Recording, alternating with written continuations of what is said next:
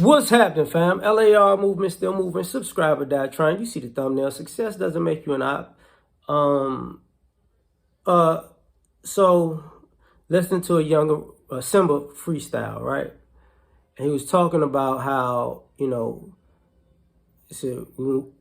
basically it was cool when we was on the block, but when I got money, I was an op. And this happens a lot where I saw Boosie talking about it actually too. Like, we're all good when we're riding the bus together and we're going everywhere together and we both are poor. But when I become rich, now we ain't on the bus together. And now since you ain't with me, you talking about me. And then I saw what I saw with the why I put the thumbnail up there. Floyd Mayweather and Javante Tank Davis. And Floyd is the promoter for Tank. And this is his last fight with the Mayweather promotions. And Tank feels like, this fight is BS, blah, blah, blah. So this is my last fight. I'm out of here, basically. And then I think it was Fight Hype, do an interview, and he talked to Floyd. And Floyd was like, listen, I always got love for Tank. I don't like him, but if he decides to go his own way, that's his business. That's fine. We've done a lot of big things together. He feels like as a promoter, he's done a heck of a job with Tank, which he has. Tank might not like it, but truth be told, Floyd put him in a great position because I remember he told Tank, "I'm gonna get you a championship, a title shot." He got him a title shot in the time he said he would.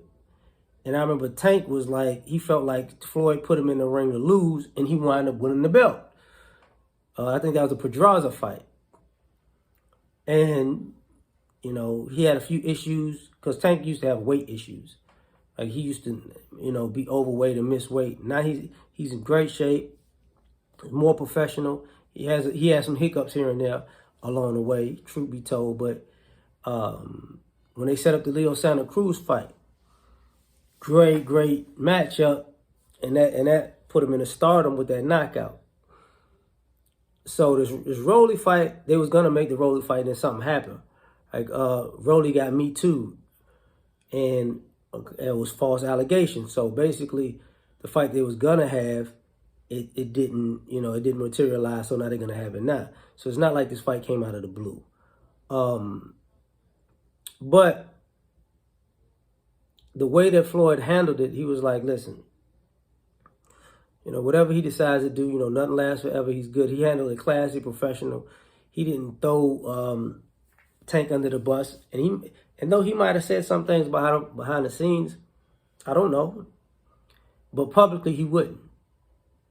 So, in Tank's success, whether it's with him or without him, he didn't treat him like he was an eye. And that's to be respected. And a lot of times, that's what I'm talking about in this particular video, where when somebody's winning, that doesn't make you enemies. Even if you help somebody win and y'all not cool anymore, that doesn't make y'all enemies. That just means y'all not cool anymore. That's pretty much the gist of it.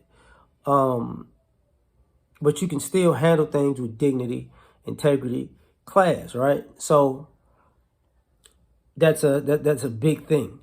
Now, another thing that has to be talked about with this situation is,